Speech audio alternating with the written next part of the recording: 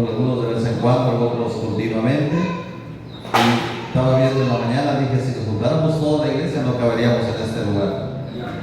No caberíamos en este lugar, sería insuficiente, pero Dios es bueno, nos manda de a poquito para que disfrutemos el calor entre más poquitos, que lo gocemos sabroso. Y hoy quiero, hermanos, compartir un tema que nos debería de ayudar mucho, porque incluso he oído comentarios que gente dice, Dios no es el mismo. Dios ya no sigue obrando, hermanos, pero si tú has leído la Biblia, vas a encontrar frases como el profeta Malaquías lo decía, porque yo Jehová no cambio, por eso hijos de Jacob no habréis sido consumidos. O sea, que el Dios que tenemos es un Dios eterno, sin variantes, y como lo dice en Hebreos, que es el mismo de ayer, de hoy y por siempre. O sea, es un Dios que no tiene debilidades o que no tiene tiempos específicos, que Él sigue siendo el mismo. El problema es que a veces nosotros hemos perdido el rumbo. Entonces vamos a tratar ese tema, hermano, para que cuando tú tengas la pregunta, ¿por qué Dios ya no sana? ¿O por qué Dios ya no responde? ¿O por qué Dios ya no se siente o no se manifiesta? Es que esa pregunta a veces te la tienes que hacer tú mismo. No preguntar, a lo mejor el pastor está mal, o a lo mejor lo de la alabanza está mal. Porque a veces pasa, yo creo que algunos, incluso he oído algunos dicen, no, es que cuando la alabanza se toca ya no se siente lo mismo. Había un hermano hace algún tiempo que todavía lo conozco y platicamos siempre por teléfono, y me dice, hermano, es que a mí me gustan solo las iglesias donde hay miles de miembros, porque ahí sí se siente la euforia de la presencia de Dios. Yo le dije un día, hermano, vaya a un estadio y verá que en un estadio, si está el artista, las muchachas aquí están haciendo la blusa y se la tiran al artista. Y no es porque esté sintiendo algo sobrenatural, sino el ambiente que la rodea, la música, o los futbolistas, lo que está sucediendo en su entorno, es lo que hace que esa mujer o ese hombre caiga en esa euforia, y ahí se siente que es una superhéroe, una mujer que pierde el control. Digo, a veces puede pasar en la iglesia, porque hay iglesias enormes, hermano, que tú te metes y tienes sus usos de colores, su humo, sus músicos profesionales que cantan y tocan tan hermoso que uno se contagia, hermano. Y cuando uno se acuerda, ya está brincando, bailando el hermanito. Y no es porque está el Espíritu Santo de Dios ahí, sino por lo que está moviendo en el ambiente, el entorno que lo rodea. Porque Jesús dijo, donde están dos o tres congregados en mi nombre, ahí estaré. Es más, cuando Jesús se transformó en lo que él era, ¿cuántas multitudes había a su alrededor? Había solamente dos o tres de sus discípulos, que nos dice, vayamos a un monte. Se apartaron de los círculos más cercanos del Señor, y cuando estaba ahí, dice que Jesús se transfiguró, y dice que apareció Elías y Moisés a su lado. Ahí Jesús se manifestó tal cual era. ¿Por qué? Porque ese es nuestro Dios. A veces tú puedes estar rodeado de muchas personas y ahí no está Dios. La música puede influir, el ambiente que te rodea puede influir, porque ves que un hermano brinca, salta o hace cosas sobrenaturales para ti, y dices, no, ahí está la presencia de Dios. Pero eso no quiere decir que esté Dios ahí. ¿Se acuerdan de los tiempos de Elías, cuando Elías estaba medio deprimido? Dice que pasó un fuerte viento, una tempestad, un terremoto, un fuego, y no estaba Dios ahí. ¿Qué fue lo que hizo que Dios se manifestara? Un silbo apacible. Y Elías, que era un hombre de Dios, un hombre espiritual, se dio cuenta que en el terremoto no estaba Dios, que en el viento no estaba Dios, que en el fuego no estaba Dios. Se dio cuenta que en el silbo apacible, después de ese silbo apacible, venía Dios. O sea, no quiero decir que con esto solamente Dios esté en los lugares más tranquilos, o que no se pueda manifestar en los estados. Claro que lo puede hacer, pero que no te vayas con la idea de que, no, si yo viene un predicador que llena un estadio, yo voy a ir porque ahí está Dios. Si viene el hermano que cuando se para, los enfermos son sanados. Hermano, hay gente que va hasta México, a Monterrey, a donde sea, porque va a venir un predicador que hace que los paralíticos se levanten. Pero ¿por qué no vas donde está la presencia de Dios? Entonces hoy vamos a ver lo que la Biblia dice acerca de esos eventos que pueden a veces dañar nuestra vida. Yo voy a orar para leer la Biblia. Padre bendito, gracias te damos, porque nos da la oportunidad de estar en casa como tu pueblo. Gracias, Padre, por este tiempo maravilloso en el cual podemos meditar en tu palabra y podemos escuchar tu voz. Te ruego que seas tú el invitado de honor y que tu Espíritu Santo traiga aliento fresco a nuestra vida y que esta palabra, Señor, sea un instrumento para corregir nuestra vida, afirmar nuestros corazones y guiar nuestros pasos. En el nombre de Jesús, amén y amén. Isaías 59 hace una pregunta el profeta Isaías. Sí, es una pregunta de Dios.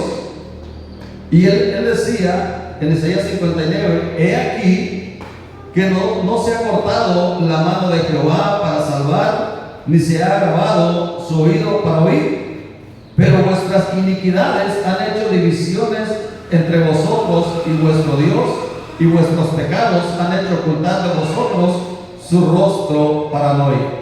O sea, no es una pregunta, es una afirmación. Isaías 59, fíjense lo que dice: he aquí que no se ha cortado la mano de Jehová.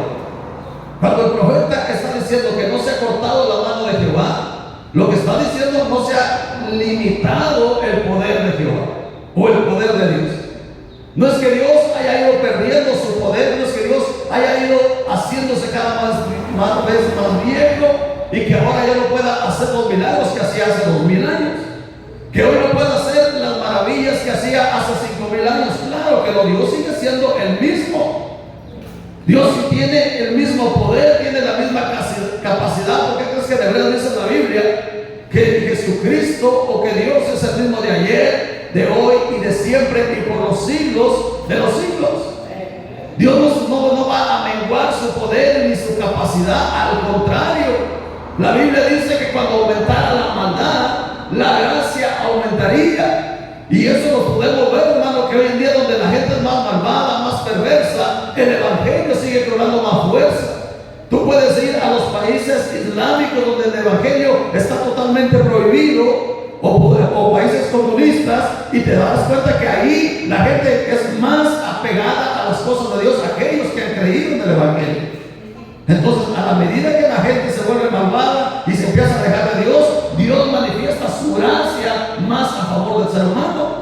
El problema no es que Dios esté perdiendo su fuerza, no es que Dios esté cambiando o esté dejando de oír, como dice aquí su palabra, que su oído se esté haciendo más viejo.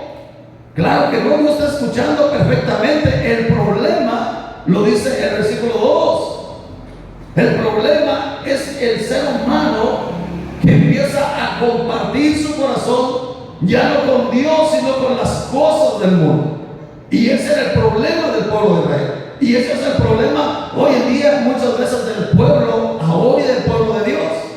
Como te dije hace ratito, si juntáramos toda la iglesia, todos aquellos que nos congregamos en este lugar, hermano, ¿crees que sería suficiente este edificio? Hermano, no caberíamos. Pero ¿qué pasa? Porque a la hora que hacemos el servicio, ¿por qué solamente acomodo la mitad de las sillas? Y aún de esa mitad, mira cuántas sillas todavía quedan vacías. ¿Qué estará pasando? Porque no fui yo el que inventó lo que dijo Jesús: buscar primeramente el reino de Dios y su justicia, y todo lo demás vendrá por añadidura. No fui yo, fue Jesús. Fue Dios el que está estableciendo las reglas de lo que debemos de hacer. Fue Dios el que estableció desde el Antiguo Testamento a Josué, que le dijo: mira, mi siervo Moisés ha muerto, pero lo que tú tienes que hacer, si vas a poseer la tierra de Canaán, tienes que ser muy valiente, tienes que esforzarte más que los demás. Y él le recalcó: mira que te mando, te esfuerces y seas muy valiente, y nunca apartes de ti este libro de la ley, sino que de día y de noche. No estoy leyéndolo exactamente como está, o sea, se lo estoy parafraseando lo que Dios le dice a Josué, a Josué 1, sino que de día y de noche deberías de meditar en este libro de la ley. ¿Para qué?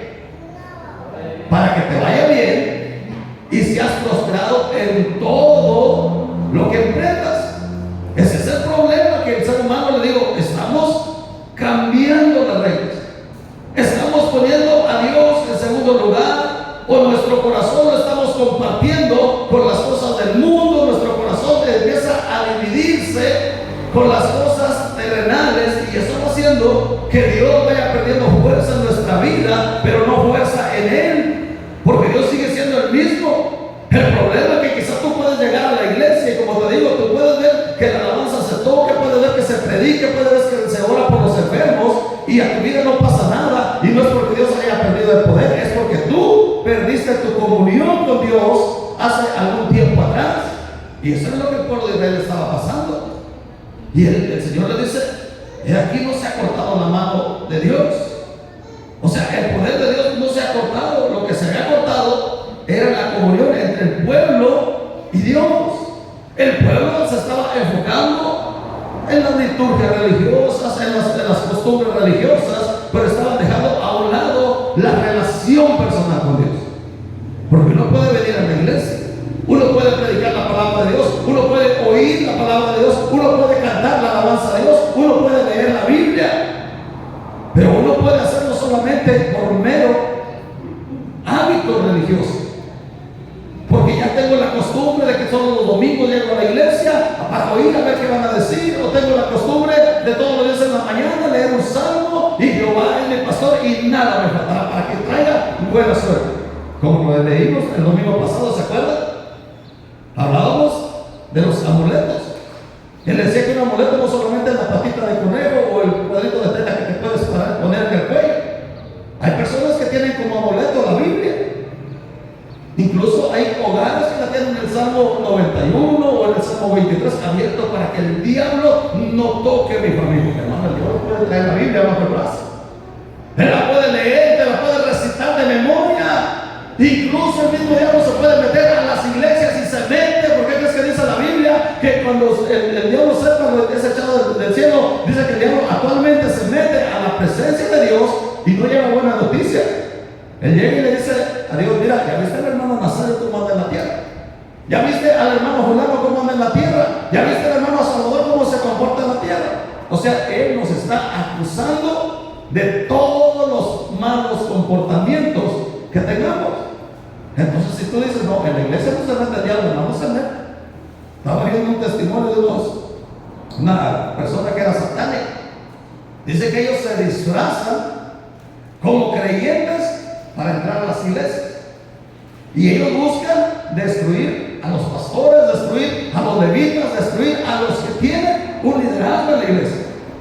Y uno puede decir: ¿cómo se meten? O sea, ellos tienen un propósito, porque cuando ellos llegan y se infiltran, ellos se hacen pasar por hermanos y se hacen tan hábiles que uno los confunde como buenos cristianos, porque predican bonito, porque cantan bonito, o porque tienen cualidades que uno dice: ese es un hombre de Dios, o es una mujer de Dios. Pero dice: nosotros el propósito es llegar y destruir a los que están arriba, porque de esa manera ganamos puntos en nuestra secta religiosa. Digo, estaba viendo un testimonio de una mujer que había practicado el satanismo. Gracias a Dios que Dios tuvo misericordia. Entonces el pueblo de Israel, Dios les tiene que decir: mi poder no se ha cortado, mi poder no se ha limitado hace algunas épocas, mi poder sigue siendo el mismo, y ese mensaje es para nosotros. El poder de Dios no se ha limitado, mucho menos oído, ha dejado de oír. Lo que pasa es que Dios es un viejito, porque uno tiene la idea que cuando una persona empieza a envejecer, uno se da cuenta porque ya empieza a oír menos. Su audición, ¿pero qué empieza? A ir menguando. Y la persona a veces no se da cuenta, pero ya empieza a oír menos y menos, cada vez que habla más fuerte. Y eso es una señal de que se está envejeciendo, pero Dios no sigue así. Dice que Él tiene la frescura de la juventud. Entonces, es lo que el Señor le está diciendo al pueblo de Israel: mi poder no se ha debilitado, mi oído no ha dejado de oír. Pero dice: pero, y ese es el pero que debemos de examinar nosotros. Pero vuestras iniquidades han hecho divisiones. Vuestras iniquidades han hecho divisiones. Y esas divisiones o esas iniquidades siguen vigentes en las iglesias. El pueblo de Israel, le digo, él había convertido los cultos religiosos o las liturgias religiosas que se hacían en hábitos meramente terrenales. Incluso creo que es en Isaías 1, verso 11 a 17, si no mal me recuerdo. Dios le recalca a través del profeta Isaías, que fue uno de los profetas que más, al junto con Jeremías, exhortaba al pueblo a que se volvieran a Dios. Que eso les trajo consecuencias. Por ejemplo, la tradición o la historia nos enseña que Isaías fue partido a la mitad. Lo cerraron, lo mataron partido a la mitad con sierra, porque era un profeta que señalaba el pecado y le decía al pueblo lo que tenía que hacer. Y eso es evidente todavía, hermano. Cuando un predicador predica lo que la Biblia dice, la gente lo empieza a tener a un ladito. Y no es porque no amen a Dios, sino porque, como dijo allá en San Juan 3, que las personas no vienen a la luz para que sus obras no se manifiesten. Entonces dice, no, yo no me junto con el hermano porque el hermano me va a señalar, el hermano ya sabe que tengo 3 mujeres, el hermano ya sabe que soy un ladrón, el hermano ya sabe que soy un borrachito, el hermano, no es el hermano, es Dios, que lo que quiere es que dejes de ser ladrón, que dejes de ser mentiroso, que dejes de ser asesino, es Dios, que te dice, mira, ven a mí, yo quiero perdonarte, quiero darte vida eterna. No importa si eres ladrón, no importa si eres asesino o si eres marihuano, lo que importa es que estemos a cuentas. Entonces el pueblo de Israel, ellos habían acostumbrado a vivir una vida religiosa, pero a la misma vez en pecado. ¿Y qué es lo que le recalca a Dios allá en Isaías 1, versos 11 al 17? ¿Para qué me sirve, dice Jehová, la multitud de vuestros sacrificios? Saciado estoy de holocaustos de carneros y el cebo de animales gordos. No quiero sangre de reyes, ni de ovejas, ni de machos cabríos. ¿Quién demanda esto de vuestras manos cuando venís a presentaros delante de mí para hollar mis atrios? No me traigáis más vana ofrenda, el incienso me es abominación. Luna nueva y día de reposo, el convocar asambleas, no lo puedo sufrir. Son iniquidad vuestras fiestas solemnes. Vuestras lunas nuevas y vuestras fiestas solemnes las tiene aborrecidas mi alma, que son gravosas. Cansado estoy de soportarlas. Cuando extendáis vuestras manos, yo esconderé de vosotros mis ojos. Asimismo, cuando multipliquéis la oración, yo os oiré. Llenas están de sangre vuestras manos. Lavaos y limpiaos, quitad la iniquidad de vuestras obras de delante de mis ojos, dejad de hacer lo malo. Aprended a hacer el bien, buscad el juicio, restituir al agraviado, hacer justicia al huérfano, amparar a la viuda. Venid luego, dice Jehová, y estemos a cuenta. Aleluya, así lo vamos a dejar. Ya lo que dice ahí, si vuestros pecados fueron rojos como el carmesí, vendrán a ser como blanca lana. Pero ¿qué es lo que le estaba recalcando Dios al pueblo de Israel? O sea, que ellos se habían acostumbrado a solamente seguir un calendario religioso. Su vida religiosa ya pasaba meramente por costumbre. Incluso en ocasiones le preguntaban al profeta, y hoy ya se está sacando el tiempo de la fiesta de los panes, ¿vamos a celebrarla o no? Y así, hermano, puede haber preguntas en la iglesia todavía. Hermano, ¿será pecado esto o no será pecado? Hermano, ¿será malo esto o no será malo? Y eso nos habla, ¿por qué? De que la gente está queriendo seguir un hábito religioso y están más enfocados en lo que le agrada a Dios y no en lo que no le agrada. Están más enfocados en cumplir externamente por las liturgias y no en que Dios lo que está viendo es lo que traemos dentro de nuestro corazón. Porque yo puedo presentarme con corbata, con vestido elegante a la iglesia, pero ¿qué pasaría si mi corazón está lleno de pecado delante de Dios, hermano? Y es lo que le digo, puede suceder en muchos creyentes. Hay personas que dicen, no, solamente en tal lugar está la presencia de Dios. ¿Será que Dios falló cuando dijo, donde están 2 o 3 congregados en mi nombre, ahí estoy yo? ¿Verdad que no? Porque podemos estar yo y tú en un lugar desierto, y si estamos adorando a Dios, hermano, ahí se presenta la gloria de Dios. Cuando Jacob hizo un voto delante de Dios, ¿dónde estaba Jacob? En el desierto, y además iba huyendo, no llevaba pan para comer ni vestido para vestir. Y dice que se acostó en ese desierto, puso una piedra de almohada, y cuando estaba ahí en ese desierto se dio cuenta que era la tierra donde Dios se manifestaba, y dijo, no cabe duda que este es el lugar de Dios. ¿Por qué? Porque ese es nuestro Dios, que no nos va a dejar, no importa en dónde estemos. El problema que si nos deja es porque nosotros empezamos a dividir nuestro corazón en las cosas del mundo. Por eso Jesús allá en Mateo 6, versículo 21, Él decía estas palabras: no nos hagáis tesoros en en la tierra. Es más, si lo quieren leer, para que no me digan, el pastor lo está haciendo a memoria. Mateo 6, si quieren leerle del 19 al 21.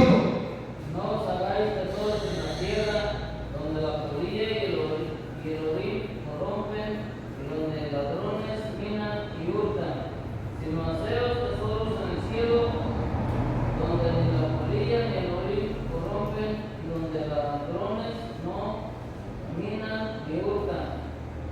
Porque donde esté vuestro tesoro, ahí estará también vuestro corazón. Aleluya. Dice lo que dice la palabra de Dios.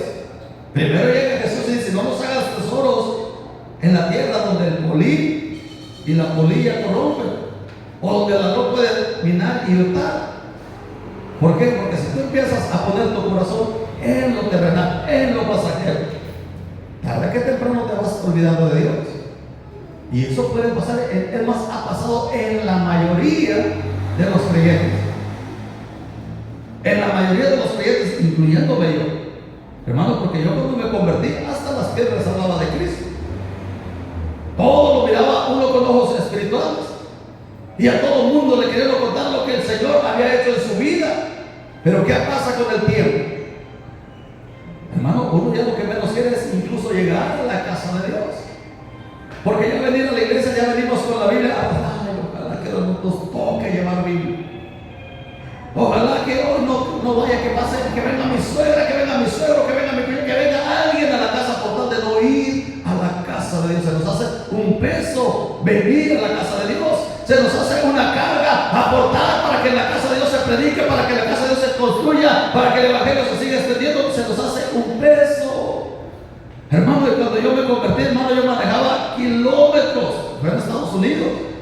Hasta 3 o 4 horas de camino para ir a cada servicio, y para mí era un gusto ir el domingo, ir el martes, ir el jueves, ir el viernes y el sábado a servicio de jóvenes, porque en ese tiempo todavía era muy joven. Y para mí era un gusto, hermanos. Tuve que vender mi carro deportivo que traía y compré una vez portada a llevar hermanos a la iglesia. ¿Y ahora qué pasó? Ahora sí, hay muchos así como yo que empezamos a perder nuestro primer amor.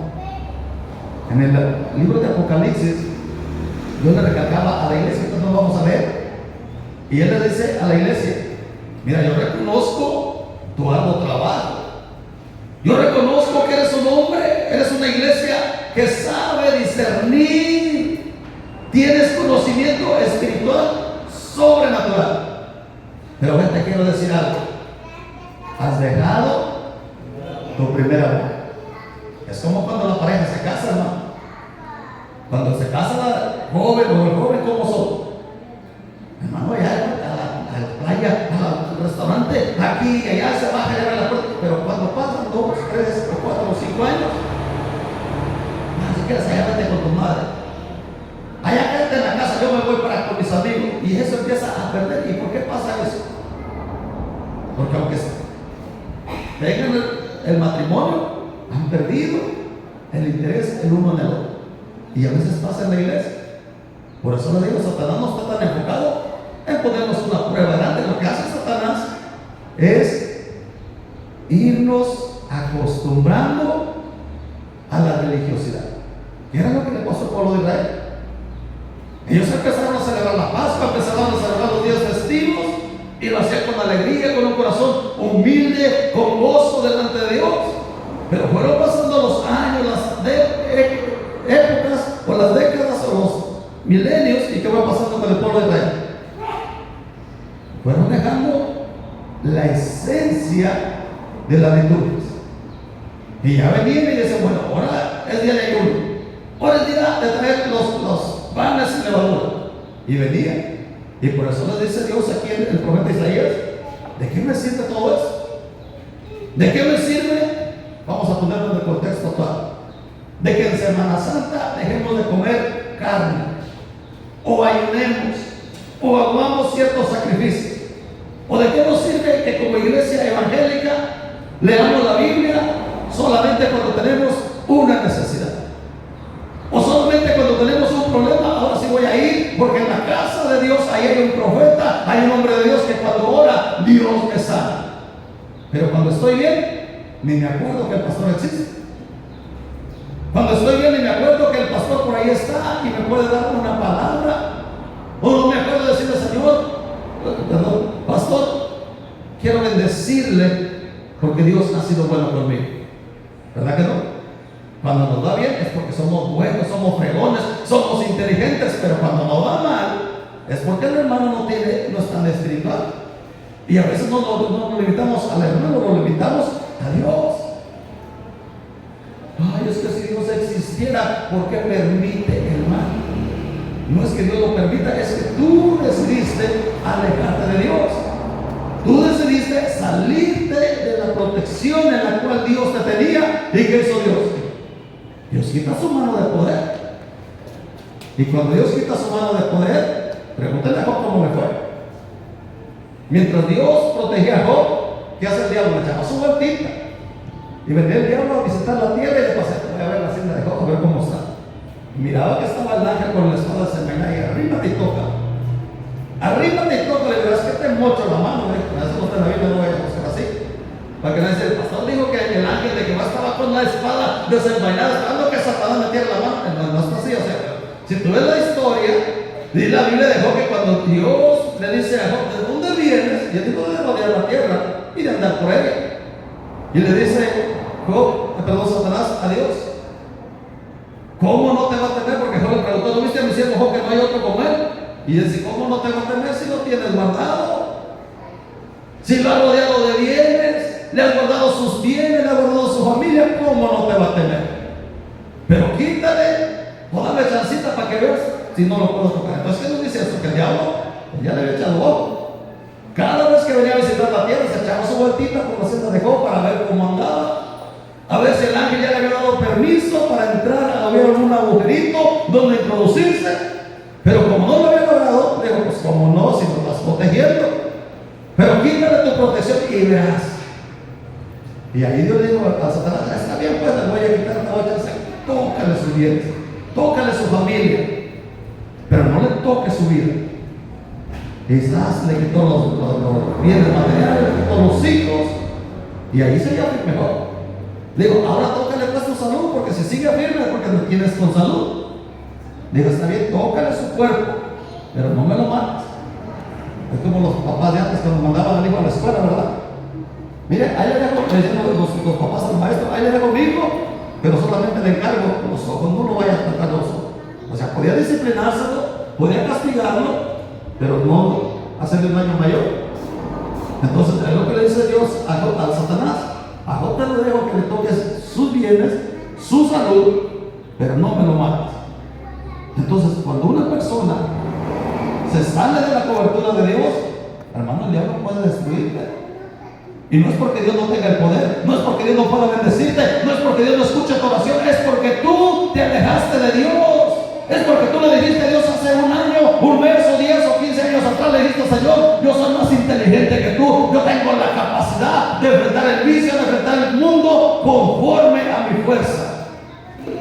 Y llega el momento donde tú y yo fracasamos.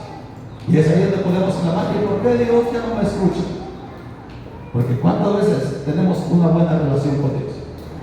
Podemos tener liturgia religiosa, así como le digo, hay creyentes que una que otra vez vemos en la iglesia. 2 o 3 servicios están fieles, 2 o 3 servicios están orando, buscando a Dios. Hay creyentes que toda la semana leen la Biblia, pero empiezan a pararse. Yo lo digo por mi persona, cuando yo me convertí, hermano, todo el tiempo quería estar leyendo, leía todas las cartas, leía lo más que podía de la Biblia. Iba al trabajo, hermano, y yo llevaba mi Biblia en el rato libre que tenía, allá estaba leyendo la Biblia, porque quería conocer más de ese Dios. Pero llegó el momento en mi vida donde yo empecé a relajarme espiritualmente. Dije, mi misión fue traer el Evangelio a México, a mi familia, a mis padres, y dije, ya la hice. Ya de ahí me relajé espiritualmente, dije, ya estoy del otro lado, y hasta me fui a donde no me conociera, dije, ya no me voy a congregar. Pero cuando uno es creyente, hermano, donde andes, el Espíritu siempre te va a hacer que busques de Dios. Allá antes Rosarito, yo dije, bueno, aquí nadie me conoce, el trabajo y otras cosas, pero siempre la necesidad era en la iglesia. Yo empecé a ir a una iglesia y a buscar de Dios allá donde estaba, aunque nadie me conocía. Y ahí hubo un hombre que me dijo, mira, andas huyendo de Dios. Y tienes una misión, o te compones, o Dios se va a encargar de ti. Yo no conocía a ese hombre, no sé, la única vez que lo vi, y jamás lo he vuelto a ver.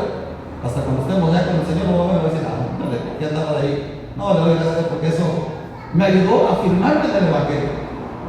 Ya empecé a ir con más firmeza ahí a la iglesia, ya no me dice, hermano, es que aquí tenemos un nuevo pastor y mire lo que es. No, pero les digo, pero si yo sé dónde me llamó Dios, yo sé dónde tengo que estar, y acá me tiene.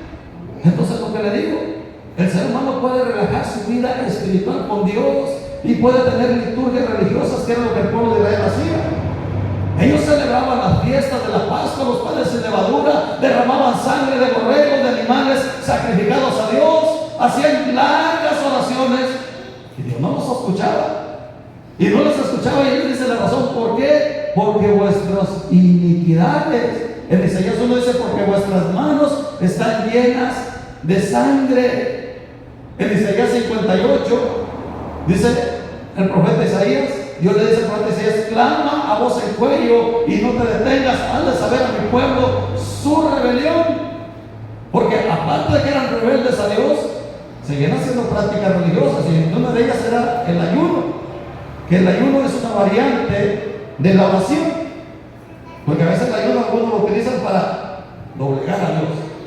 Voy a ayunar para que Dios saque a Chuchito de la casa, o que Dios haga un milagro con San Carolán. No, Dios no va a hacer el milagro porque tú ayunas.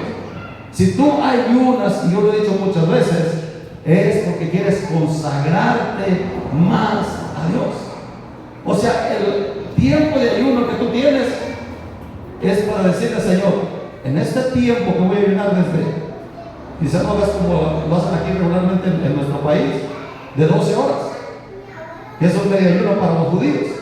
Por ahí los judíos hacen 24 horas de ayuno, para nosotros de 6 de la mañana a 6 de la tarde sentimos que ya es una eternidad. Por eso algunos ayunan en Semana Santa de 6 a 12 del día. Ya a las 11:30 sienten que ya no pueden. Entonces el pueblo de Israel, ellos habían hecho el ayuno, que era una variante de la oración, un hábito religioso. Y ellos le decían a Dios, mira, ahí en Isaías 58, si alguien lo quiere leer, del versículo 3 en adelante.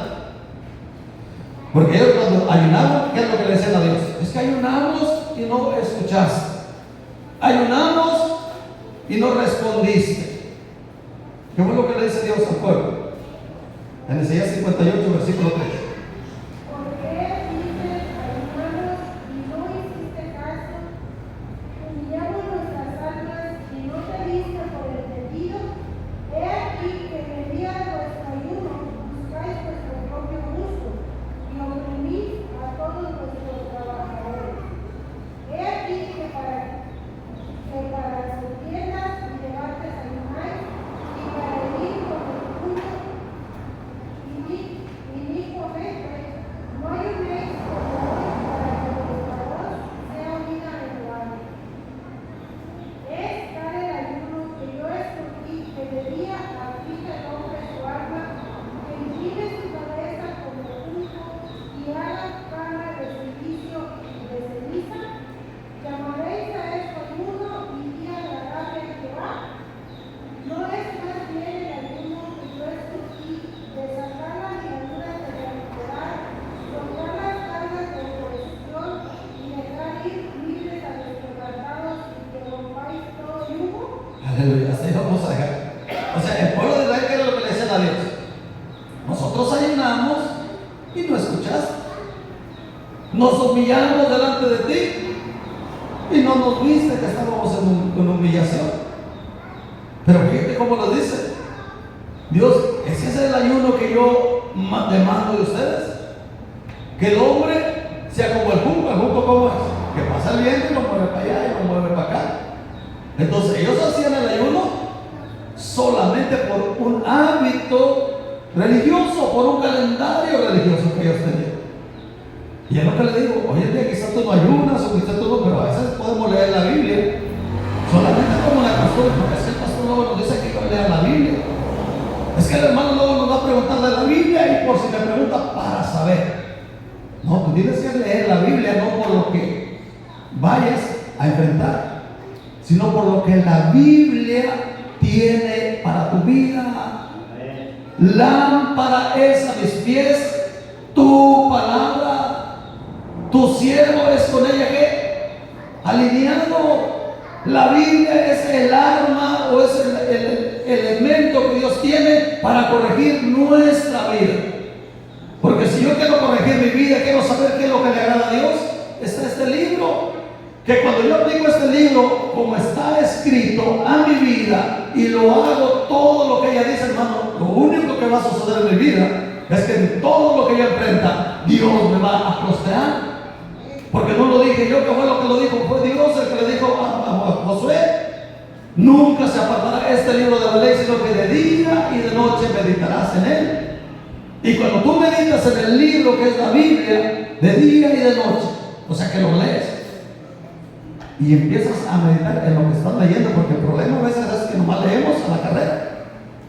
Y no sé si se han notado, hermanos, pero hoy en este tiempo las generaciones que estamos levantando somos generaciones muy limitadas en cuanto a su manera de pensar.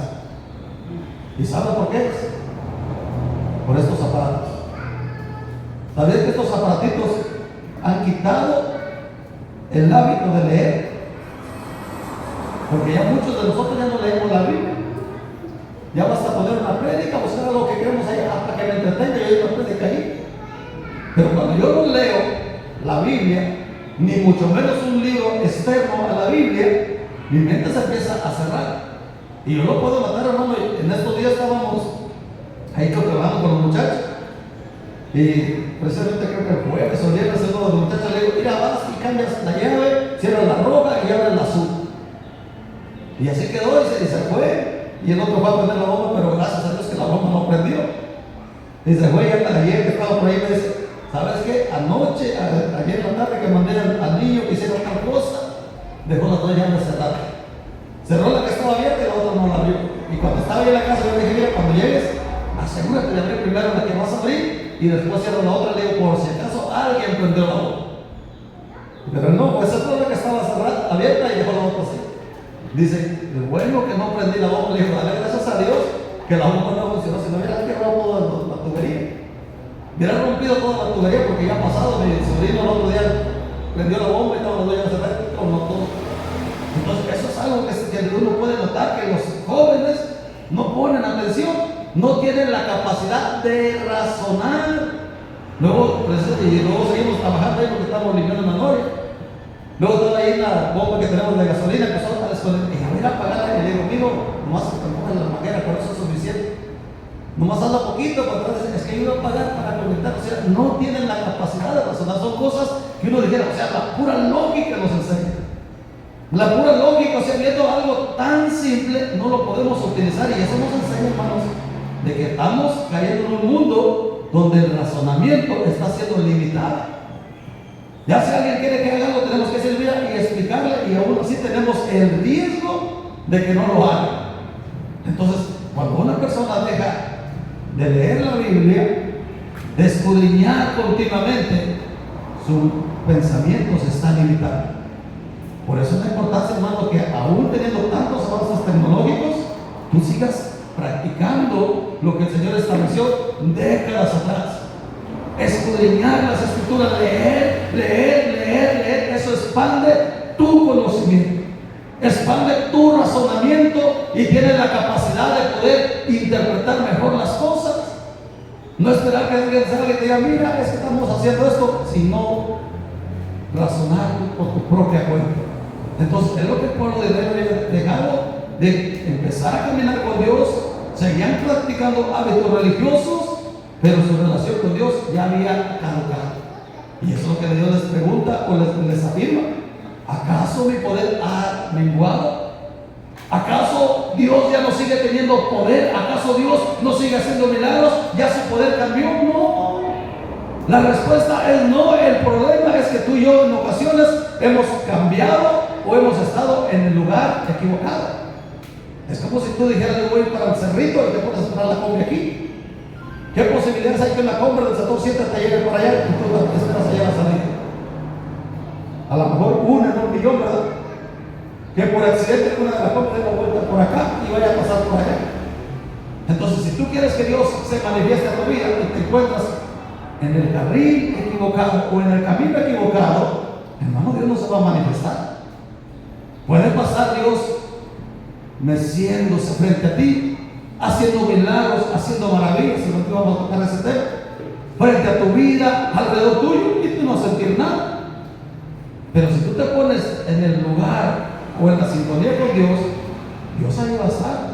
Por eso Dios le dice: ¿a poco ese es el ayuno que yo demando de ustedes? Que de día aplique el hombre su alma, que cumpla un ritual religioso, y como el junco, si le dicen: hoy vamos a ayunar, hoy lo hacemos, hoy vamos a hacer esto, hoy lo hacemos. Digo, ¿ese es el ayuno que yo mando? No. Dice, el ayuno que yo mando, y no lo vamos a leer todo, no es más bien el ayuno que yo escogí: desatar las ligaduras de impiedad, soltar las cargas de opresión y dejar ir libres a los quebrantados, y que rompáis todo yugo. Y ahí sigue dando una serie de listas de cosas que deberíamos de hacer. Entonces, si nosotros nos pusiéramos en el contexto actual, ¿qué sería lo que Dios demanda de nosotros? Primero, buscar a Dios y su justicia, y todo lo demás vendrá por añadidura. Buscar a Dios y su justicia, y todo lo demás vendrá por añadidura. Luego ir siguiéndole, escudriñar las escrituras, porque a vosotros os parece que en ellas tenéis la vida eterna. O sea, hay unas reglas de cosas que debemos de hacer, ¿verdad? Buscar a Dios, escudriñar las escrituras, no dejar de congregarnos como algunos tienen por costumbre. Entonces uno tiene que entender eso, y después de estar haciendo todo eso, un requisito muy indispensable es tener humildad delante de Dios. Porque uno se puede congregar, hermanos, y uno puede venir aquí, pero tu corazón está lejos.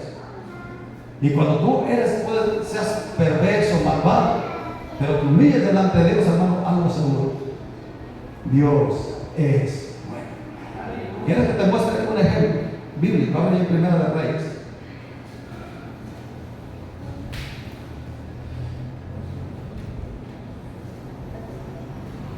Primero de Reyes 21-27, si alguien lo quiere leer. Este rey Acab fue uno de los peores reyes que Israel ha tenido, era de los más malvados, influenciado por su mujer. Y dice que Dios envió a un profeta acá y le da una noticia de lo que él iba a hacer, de cómo lo iba a destruir, de cómo su familia entera Dios la iba a destruir en su totalidad. Pero dice ahí en Primero de Reyes 21, versículo 27. Y sucedió que cuando Acab oyó estas palabras, rasgó sus vestidos y puso cilicio sobre su carne, ayunó, durmió en silicio y anduvo humillado. Entonces vino palabra de Jehová a Elías tibita, diciendo: ¿no has visto cómo Acab se ha humillado delante de mí? Pues cuando se ha humillado delante de mí, no traeré el mal en sus días, en los días de sus hijos, traeré el mal sobre su casa. Aleluya. O sea, el mal estaba decretado para el rey y su familia. Pero dice que cuando el rey oyó la noticia a través del profeta de Elías tibita, que lo que Dios le estaba diciendo, oyó la noticia, que fue lo que hizo el rey: rasgó sus vestiduras, se humilló, en otras palabras, reconoció que estaba mal delante de Dios. Y ese es el problema que a veces los seres humanos tenemos. Yo le digo, cuando el ser humano se siente confrontado por Dios a través de su palabra, ¿qué es lo que hacemos? A veces nos enojamos con el hermano, nos enojamos con Dios, nos enojamos con el pastor, nos enojamos con los que nos están enseñando o señalando lo que está mal. Y eso que, gracias a Dios, aquí en este lugar, no vamos a cada hermano y le digo: mira, hermanito, venga para acá, le quiero decir que usted es esto y esto y esto, ¿verdad que no? Aquí simplemente predicamos la palabra de Dios. Dejamos que sea el Espíritu Santo quien te redarguya y te lleve al arrepentimiento. No es de que te vamos y te van a ver, alguien me un pajarito, no. Uno aquí, aunque sepamos que el hermano o la hermana anda en pecado, uno trata de animarlo, no señalándolo, sino a través de la palabra. Porque gracias a Dios, hermano, tengo el privilegio de que no convivo mucho con nadie de aquí y casi nadie me envía un mensajito por ahí. Y gracias a eso no sé la vida de ustedes. No sé ni cómo son en casa, no sé cómo son como vecinos, no me interesa. Porque lo que me interesa es, como dijo Pablo, que sea Dios revelando tu condición. Entonces, hoy te animo, hermano, que si tú estás del lado equivocado, no te enojes con Dios, sino dile: Señor, yo voy a cambiar mi vida. No voy a suceder que como el pueblo de Israel, teniendo al Dios que había sacado al pueblo de Israel de manos de Egipto con poder, con gracia y con misericordia, que teniéndolo nosotros de nuestro lado y a nuestro alcance, Él esté ahí esperando que nosotros extendamos nuestra mano hacia Él. No voy a hacer así. Y que tú digas: ¿y por qué Dios no me responde? ¿Y por qué Dios no me ayuda? La respuesta es fácil. Yo le digo: echémosle un vistazo. ¿Cómo está la iglesia? ¿Cómo está la iglesia? ¿Cuánto realmente estamos comprometidos con Dios? Y no solo eso. Si tú te vas a las finanzas, también te das cuenta. Yo tengo 12 años, hermano, y aún todavía estoy trabajando casi de tiempo completo aquí, y aún tengo que trabajar. Porque mi intención es que cuando llegue el que me vaya a sustituir como ministro, hermano, él que pueda dedicarse de tiempo completo sin necesidad de trabajar. Yo ahorita tengo que trabajar porque somos 5 de familia. Y con lo que entra, hermano, yo todavía llegar que no, tengo que buscarle. Alguien me saludó por ahí. Dice: oye, tus manos están duras. Es que mi trabajo no es en la oficina, mi trabajo es en el campo. Es en el campo, y de ahí, hermano, gracias a Dios, viene el sustento para mi familia. Entonces, yo te digo, hermano, que como buen creyente empieces a examinar tu vida espiritual. A lo mejor estás esperando que Dios te toque, que Dios se manifieste a tu vida, pero tu relación con Dios está en otro lado. Estás en el lugar equivocado, no de iglesia, porque te puedes cambiar de edificio, y si tu vida no se humilla delante del hermano, tú puedes ir a la mejor iglesia. Puede venir un predicador de esos que hace descender fuego del cielo y tú no va a pasar nada. ¿Por qué? Porque no es el predicador, no es la iglesia, no son los hermanos, es tu relación con Dios. Es tu relación con Dios. ¿Por qué crees que dice allá en la carta en el libro de Crónicas? Si se humillare mi pueblo sobre el cual mi nombre es invocado, y oraren y se convirtieren de sus malos caminos, entonces yo oiré desde los cielos, perdonaré sus pecados y sanaré su tierra. O sea, la respuesta fácil: si se humillare mi pueblo.